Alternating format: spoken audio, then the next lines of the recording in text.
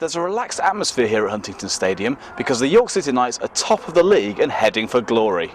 So we're here to bask in the sunshine with edition 4 of Inside the Knights.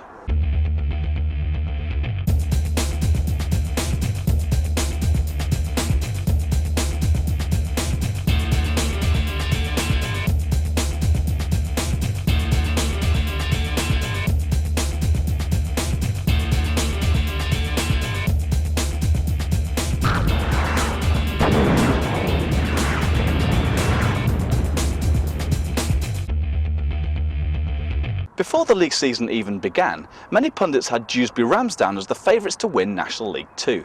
But when they came here to Huntington Stadium only a couple of weeks ago, they were soundly beaten 74 points to 12. An amazing message to send out to your promotion rivals.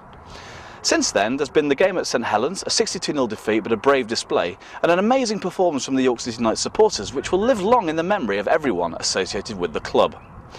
Now, the first person I come to speak to today is one of the real class performers in the Knights squad, marauding centre Dan Potter. 26-year-old Dan Potter joined the Knights from Leigh in the close season, having been an integral part of the Centurions squad that gained promotion to Super League in an exciting playoff victory over Whitehaven. As well as this achievement, Dan also has Super League experience with Widnes and has made an excellent start to his career with the York City Knights, his hometown club. So Dan, you were a part of a very successful side last season at Leigh Centurions, obviously got promotion to the Super League. So why did you decide to join the York City Knights? Before we even got promoted last year, I'd already spoken to Steve Ferris quite a few times, and to be honest, the travelling was getting me down a bit, and I didn't fancy travelling all the way through to Leigh to go into Super League.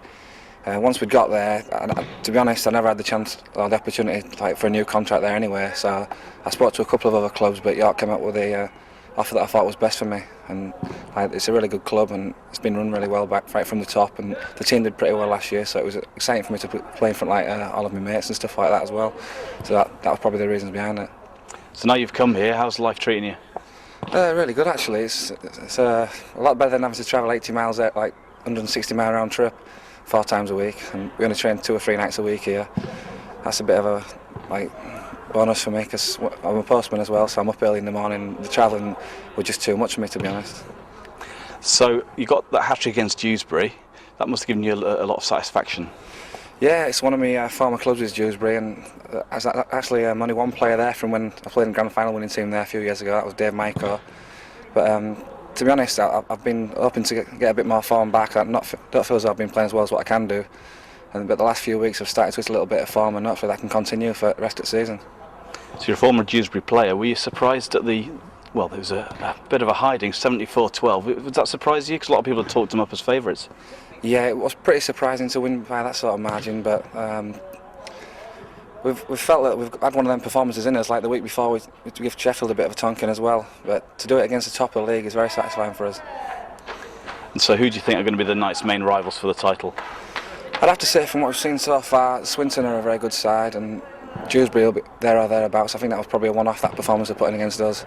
And also, you'd think Workington would be a hard side to beat in Cumbria, but it all depends on how their away form goes, I would have thought. So you joined a very ambitious club at the York City Knights. You've played yourself in Super League for Widnes. What does this club have to do you think, to get to that level? I think we just need to start at the moment, just find some consistency week in, week out. We seem to have done the last 4 games. I think we had a 4-game winning streak, and then obviously St Helens you don't expect to win there, but we did as well as what we could do, I suppose. And I think for the time being, that's all we've got to concentrate on. Once we if we do get into Division 1 next year, I should say, then we just got to take it from there. We'll probably have a little bit more money to spend and bring some more quality additions into the squad. Do you think it's realistic to aim for Super League for this club? It's a bit of a big question, is that one? I think over a few years, you've got to look at the ground and things like that as well. But I would say that the squad we've got now would also be quite competitive in National League 1, having played there last year. And I know that York did pretty well against Featherstone last year, about 4 times. So they can definitely compete, and we beat Oldham this year. But it's just doing it against the top clubs and being able to do it week in, week out, like I said earlier. So another fact about you is that you're from York. It's your hometown club. And so do you think it's easy, or do you feel under extra pressure when you play for your hometown club? I think if in a way there's a bit more added pressure because before, like, all my mates have been saying, how did you get on this week, and no one has a clue, so you can lie a little bit, and like, if you've had a bad game you can tell them you played alright, but in that respect it's probably a bit more difficult. I feel as though I've got to put in a good performance every week, which is what you want to do anyway, but to play in front of all my family, like, a lot of my family hasn't had a chance to see me when they've had to travel too far to go and watch me and stuff like that. It's really good. And so what do you think of the supporters here? The fans have been absolutely brilliant, especially like last week at St Helens. I think there was about 500 or 600 probably there. I think they sung for about the last 20 or 25 minutes, which was touching for all the York players. And like, as a York fan myself, before I came here, they used to come down to quite a lot of games. The noise level that our fans makes is probably second to none. And moving on back to this squad this season, there's quite a few injuries. Simon Friend's now gone, unfortunately. Is this squad, do you think, strong enough to make it all the way through if we keep getting these injuries? I think we've got about 24, 25 players down here, and to be honest, there's plenty of covering most positions in the squad, so barring injury we should go alright, but obviously you don't want to knock it, like, any key players. You don't want to be losing them for a long period of time. So finally, Dan, you're 26 years old, there's plenty of gas still left in the tank for you in your career. Yeah. Is it your aim to play in Super League again? I'd like to get there again one day, yeah. It'd be nice to do it with York, but we'll just have to see what happens like the rest of this season and hopefully next year as well. Well, thanks for speaking to us and best of luck. Alright, cheers mate. Next on the programme is a guy very well known in the local rugby league scene who's played for York Acorn, York Wasps and now of course the York City Knights. A guy whose heart and spirit for many people typifies the York City Knights, and that guy is Darren Callaghan. One of the most aggressive attacking players in the current Knights squad, Darren Callaghan is another player who has shown good form this season so far. A favourite with the Knights fans, he is a consistent performer well known over the years by followers of the game here in York, having played for York Acorn and the Knights' previous incarnation, the York Wasps. So Darren, first of all, can you tell me how you enjoyed your match away at St Helens? Yeah, I enjoyed it. It was real good. You know what I mean? Obviously against opposition like that, some good players and that. So yeah, I really enjoyed it. It was good. I would like to go to try for fans and that, really, someone, you know what I mean? But yeah, support was good. It was real good, you know what I mean? I enjoyed it. Good experience. Is that the biggest game you've played in?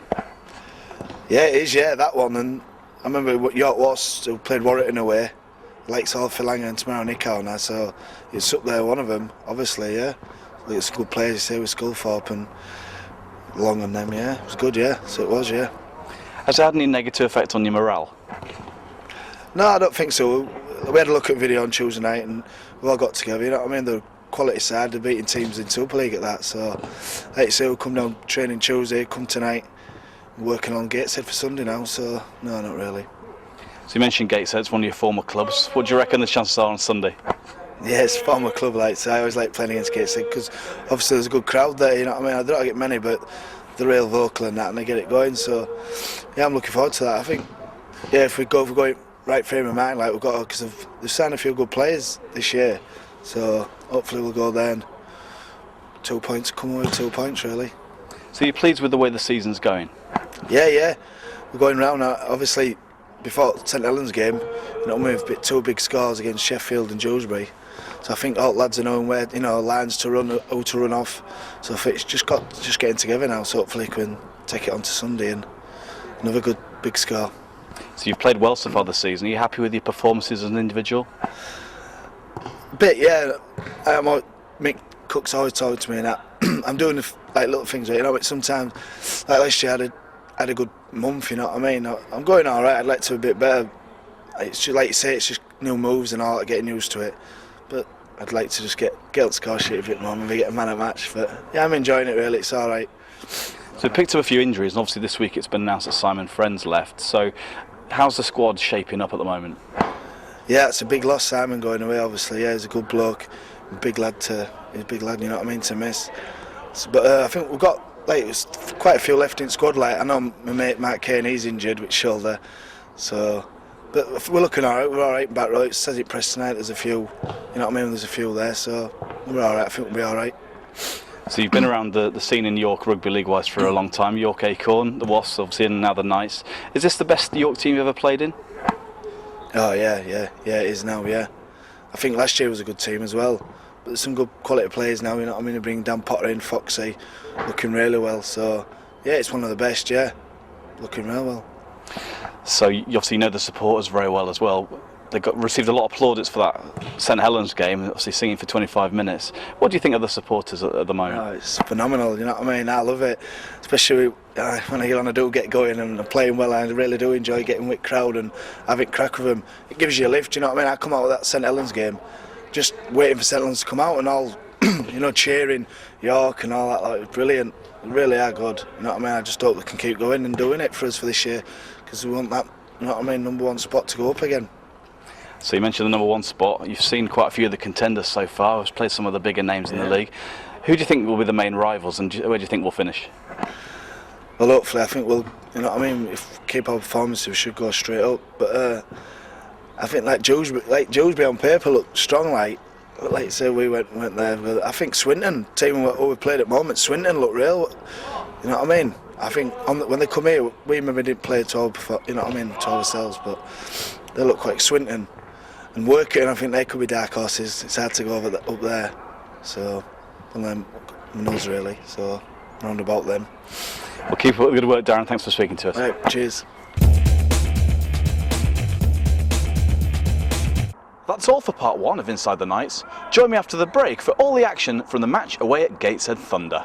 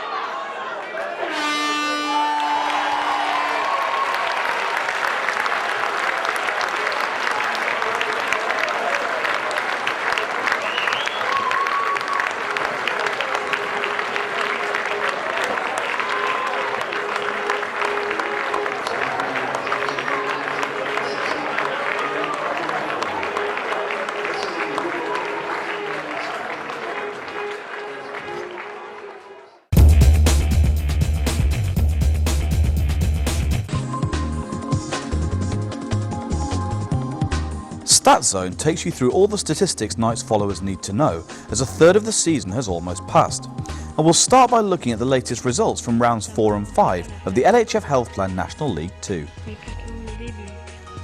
In matchday 4, the York City Knights were the team of the round, with an incredible 74-12 victory over pace-setters Dewsbury Rams at Huntington Stadium. A hat-trick from Dan Potter was backed up with a brace from Yusuf Sozi, Ian Kirk and Peter Fox, and efforts from Lee Jackson, Neil Law, Scott Rose and Matt Blameyer completed the rout. Elsewhere, Keighley bounced back from a couple of bad results to win at out-of-sorts Sheffield Eagles, and Workington kept up their tag as dark horses with a 44-24 win over the Hunslet Hawks to dent their title ambitions. As you've just seen, the Knights gained a hard-fought victory away at Kingston Park against a much-improved Gateshead outfit. But the result of the round was in Greater Manchester, where Swinton demolished the Blackpool Panthers 84 points to 12. Dewsbury bounced back from their humiliation in the previous round with a good win over Workington, and there were also wins for Hunslet Hawks and Keighley Cougars. A look at the top of the league table sees the York City Knights joint top, only listed second because of points difference after Swinton's cricket score in round 5. Dewsbury are still in there too, and it looks like a tight race this season, with the Hawks and the Cougars both showing they're capable of taking points off anyone in the division. Workington are in the bottom half, but are only 2 points behind the leaders, and they still have to play the York City Knights twice, and so could be potential kingmakers as the leaders jostle for top spot. 4 teams sit at the bottom with 2 points apiece, and despite their strong showing against York, Gateshead are one of the teams down there. But Sheffield Eagles will be disappointed to be so far down the table with a third of the season almost gone. A look at the table of leading try scorers sees Peter Fox out in front with a magnificent 13 tries, and you saw one of them in the action we've shown you on the programme. Dan Potter now has 9 after that hat-trick against Dewsbury, and Neil Law is third top scorer with 7. Now for a look at the forthcoming fixtures for the York City Knights. Next up is the Family Fun Day against Hunslet Hawks at Huntington Stadium. This is also a Bring a Friend for Free day for season ticket holders, so hopefully there will be a lot of first-time visitors for this match and a bumper crowd is expected. Then it's another home game, this time against Blackpool Panthers on Saturday the 4th of June, kick-off 5:30 p.m. The next away trip for the Knights is one of the most enjoyable of the season, the trip to the capital to face the London Scholars. The Knights can be pretty confident of victory in all 3 of these fixtures, although Hunslet have already beaten the Knights this season in the Northern Rail Cup, so this could be a potential banana skin.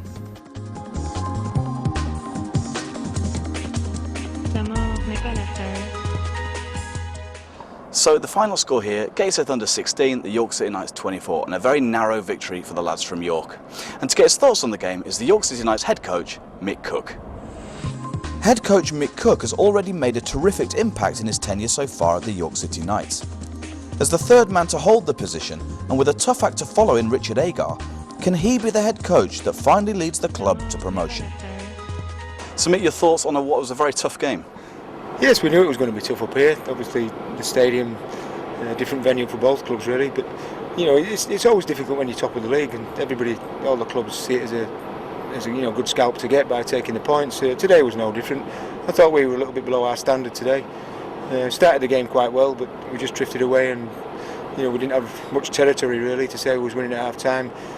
Gateshead had caused us a few problems and had most of the territory during the first half, so we spoke about changing that at half time, and I thought we started the second half very well as well, but drifted away. A lot of errors from both sides.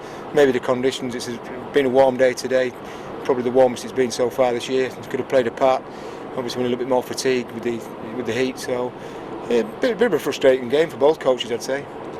So Gateshead, since they reformed, they've basically been the whipping boys of this division, but not anymore. No, they've got a lot of overseas players. They're allowed, I think it's something like 12 overseas players, and they've strengthened quite well. Big forward pack, clever half backs. So there won't be a lot of teams come up here and have an easy run now, and even on the road I think they'll cause a few problems. Do you think today's game is a reflection of how strong this league is this year? Yes, well, we know. We spoke about these games. You have to come, if we want to be number one, we have to come to these places and go away with 2 points. We've done that today, but we've had to work hard for it. And I just thought we're a little bit below par today. But warm day, could have a bit of an effect on the players, but we're not making any excuses. There's no pushovers in this competition. You have to earn the right to win games, and we've done that today, but we do need to improve. What was your mindset behind the team selection today? Just give some lads that's been training real hard, and they've earned it. That way they work hard in training, and they don't get a game. Obviously the Thormans are from Gateshead, and Paul's been very consistent this year anyway. So we just give the lads a run, and I thought Paul, and Neil both tried very hard today. It's obviously coming off the back of 2 pretty big wins. It must be very difficult to keep that momentum going when you seem to be winning quite easily. It is. You can't expect to win by them scores every week, though. It's we played very, very well against both Sheffield and Dewsbury, and there was different motivational factors there for both games. We'd come off the back of a real difficult game at Keighley when we played Sheffield, and got the points. And we played very well at Sheffield, and we knew the Dewsbury game, if we didn't play well, we wouldn't get anything from it. And everybody just got on board with each other, and we just tore them to pieces. But that's not going to happen every week. You're going to get games like this where you have to just roll your sleeves up, and things are going to happen that you can't do much about. And we just got to roll our sleeves up, and if we get the 2 points, it's a good sign. One thing also has been the circumstances. Quite a few injuries. Obviously losing Simon Friend this week has been a bit of a blow. Yeah, Simon has been great for us this year. Unfortunately, he's left the club now, and we wish him all the best back in Australia. But yeah, it hasn't been that much of a distraction. The team we put out today was capable of beating most teams. There's no excuses. You've seen the contenders. We've played some of the biggest teams in this league, beaten them obviously, but lost to Swinton. Do you think Swinton are the ones that really you think are going to be the main competitors for the crown? I'm not really sure. I think everybody's capable of beating everybody on the day. You can't take anything for granted in this league. Workington are going to be very strong. I've not seen Workington yet this year, but obviously Dewsbury potentially. You'd expect them to, they were expecting them to win the competition. But yeah, Swinton are probably the best side we've played against so far. Obviously we lost the game, but there's no easy games in this competition this year. And if you want to finish top, you've got to earn that right by making sure you play well every week. And the competition doesn't really help as well. We have 2 games this month, and then we don't have a game for 2 weeks. You don't get the continuity that we could do with really. Next month we've only got 2 games as well because of the Northern Rail Cup, so it's not ideal, but we have to deal with it because everybody else has to deal with it if they're not involved in the Northern Rail Cup. But there's no excuses. What do you think about the standard of refereeing so far this season?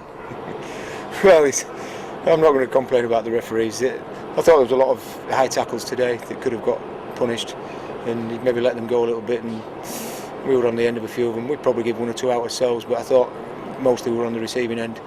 But we have to look after our game. There's the old saying, keep your own house in order. If we do that, we're a dangerous team, and we're capable of going through this league and getting the points we need to win it. But we have to referees whatever they say, but we're just the team that deals with them and just gets on with the game. Back to training next week. What do you think you need to work on? Well, we're a bit loose with our ball. The skill level was poor today. Again, the conditions could have been a factor, but we're a bit loose at times, and maybe change the team too much. We need to probably put a bit more experience in there, but we did okay. Losing Lee Patterson was a bit of a blow for his early doors. He's just felt all queasy and felt sick, and a couple of other players have been saying that as well. So I think the heat of the day has had a slight effect, but hopefully we get a couple of games in this heat, we'll be okay. We'll get acclimatised. Finally, Hunslet's coming up. They're a surprise package, and there's a big crowd expected at Huntington Stadium, so it's one to look forward to. Yeah, it is. Yeah, a great game. We've had 2 tough games against Hunslet this year in the Northern Rail Cup. They're going to come here and try to turn us over. I think they actually beat York last year, but not dwelling on last year. But we know that they're a very physical side. Hunslet, they've recruited quite well. It's going to be a real difficult game for us, and we need to make sure we're a little bit better than today. Well done today, and thanks very much for speaking to us. Thanks, Phil. The York City Knights still top of the league, but only just. Sadly, that's all from this edition of Inside the Knights. Join us next time. Bye-bye.